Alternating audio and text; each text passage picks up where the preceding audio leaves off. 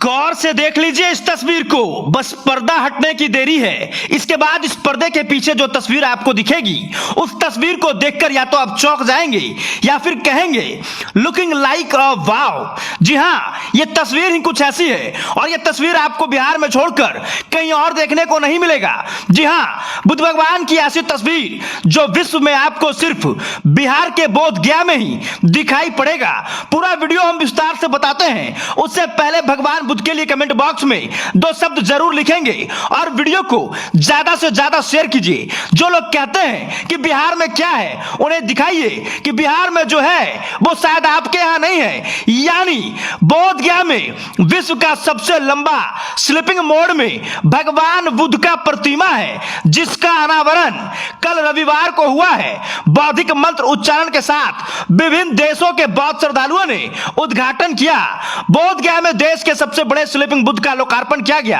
यह 100 फीट लंबी और 30 फीट ऊंचा भगवान बुद्ध की मूर्ति है। उद्घाटन के मौके पर विभिन्न देशों के बौद्ध श्रद्धालु शामिल हुए और अपने अपने देश के बुद्धिस्ट मंत्र उच्चारण के साथ प्रार्थना किया। इसका निर्माण गया बोध गया सड़क मार्ग के अमवा गांव के पास बुद्धा इंटरनेशनल सेंटर के द्वारा उद्घाटन किया गया है। बोध गया में आए विदेशी पर्यटक पहले महाबोधि मंदिर में दर्शन करते थे एवं कई मोनेस्ट्री में भी पूजा दर्शन करते थे, लेकिन अब पर्यटकों के लिए देश के सबसे बड़ा शयन मुद्रा में भगवान बुद्ध के दर्शन कर सकेंगे। वर्ष 2019 में इसकी नींव रखी गई थी और 2023 के अंतिम महीनों में इसका उद्घाटन कर दिया गया। बता दें कि भगवान बुद्ध 4 मुद्राएं में हैं, जिनमें जन्म, ध्यान, साधना और महापरिनिर्वाण शामिल है। कहा जाता है कि भगवान बुद्ध शयन मुद्रा में ही अपने प्राण त्याग दिए थे।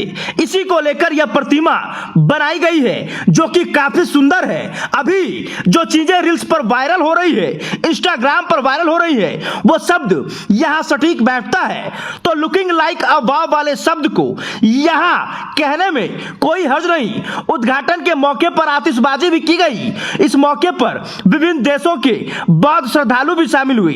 देखिए, अब बोध गया से भगवान बुद्ध का क्या रिश्ता है, इस बारे में थोड़ा विशेष हम बता देते हैं। बोधि वृक्ष के बारे में तो आपने सुना ही होगा।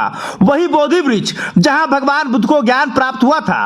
पहले तो आप ये जान लीजिए कि बोधि का मतलब ज्ञान होता है और वृक्ष का मतलब पेड़, यानी ज्ञान का पेड़। दरअसल बोधि वृक्ष बिहार के गया जिले में बोध गया स्थित महाबोधि मंदिर परिसर में स्थित एक पीपल का पेड़ है। इसी पेड़ के नीचे ईसा पूर्व 531 में भगवान बुद्ध को ज्ञान प्राप्त हुआ था। इस पेड़ की भी बड़ी विचित्र कहानी है, जिसके बारे में शायद ही आप जानते होंगे। आपको जानकर हैरानी होगी कि इस पेड़ के 2 बार नष्ट करने की कोशिश की गई, लेकिन हर बार चमत्कारिक रूप से यह पेड़ फिर से उगाया था। बोधि वृक्ष को नष्ट करने का पहला प्रयास ईसा पूर्व 3री शताब्दी में किया गया था। वैसे तो सम्राट अशोक बौद्ध अनुयायी थे, लेकिन कहते हैं कि उनकी एक रानी तिसरचियता ने चोरी छुपे वृक्ष को कटवा दिया था। उस समय सम्राट अशोक दूसरे प्रदेशों की यात्रा पर गए हुए थे।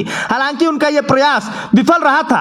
बोधि वृक्ष पूरी तरह नष्ट नहीं हुआ था। कुछ ही सालों के बाद बोधि वृक्ष की जड़ से एक नया पेड़ उगाया था। जो उस पेड़ को बोधि वृक्ष की दूसरी पीढ़ी का वृक्ष माना जाता है, जो करीब 800 साल तक रहा था। दूसरी बार बोधि वृक्ष को नष्ट करने का प्रयास 7वीं शताब्दी में बंगाल के राजा शशांक ने किया था। कहा जाता है कि वह बौद्ध धर्म का कट्टर दुश्मन था। उसने बोधि वृक्ष को पूरी तरह नष्ट करने के लिए उसे जड़ से ही उखड़वाने को सोचा था, लेकिन जब वो इसमें असफल रहा तो उसने वृक्ष को कटवा दिया और उसकी जड़ों में आग लगवा दी।